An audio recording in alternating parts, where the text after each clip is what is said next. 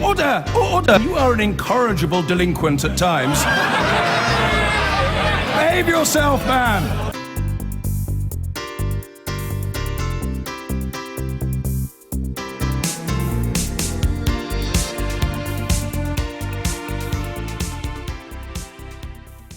Now, the spectre of deflation. We stop to buy stuff today because we think it'll be cheaper tomorrow. That keeps the European Central Bank up at night. And today its boss, Mario Draghi, pulled out the last bazooka he has left to prevent deflation from happening. 0% interest rates, i.e., if you don't spend your cash now, it'll just wither away, and more quantitative easing. In other words, every month he will pump 80 billion and not 60 billion euros into the Eurozone economy. It had better work. Here's our business correspondent, Helia Ibrahimi. People have been talking about Mario Draghi's big bazooka for years. Today, he fired it. But within hours, his weapon to rescue the Eurozone looked more like a water gun, raising doubts that it was enough to win this economic war. This comprehensive package has been calibrated to further ease financing conditions, stimulate new credit provision, and thereby reinforce the momentum of the euro area's economic recovery. The result was a roller coaster ride for markets. The euro first plummeting, then bouncing again when Mr. Draghi started to speak. Initially, the package of measures looked dramatic, but soon the central banker poured cold water on hopes of further rate cuts, shocking the market for a second time that day. So what did Mr. Draghi do exactly? Firstly, he cut the main interest rate to a historic 0%.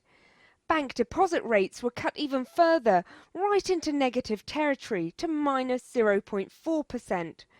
Another 20 billion euros of money will be printed by the ECB every month. That cash will be used to buy corporate bonds on top of government debt. And there's a new scheme to pump liquidity into the banking system. This is them really thinking about how can we get money moving. The recovery has been too slow, inflation is still too low.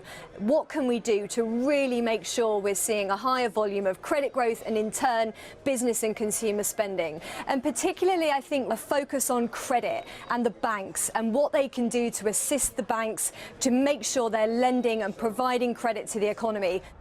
The early winners of the day were the banks, shares soaring across Deutsche Bank, Societe Generale and UniCredit. The price of insuring against bank collapses also became cheaper, with markets more confident that they would not have funding problems. This was credit easing on steroids. Today's raft of measures is undoubtedly a boost to bank liquidity. Basically, if you're a lender, you're getting paid to push credit to the real economy.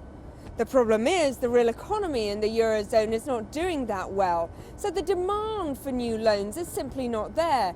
Making them cheaper is simply not going to move the dial that much. The added dimension is that for months there's been speculation about the health of the banking sector. Now, today's action will help secure that sector, but it underlines how serious the problems are that the ECB needed to step in at all. So while the market rejoiced, then recoiled from Mr. Draghi's measures, the unhappy sentiment seemed to conclude the monetary policy cupboard was bare. The more he said he would do whatever it takes, the less markets seemed to believe him. Helia Ibrahimi.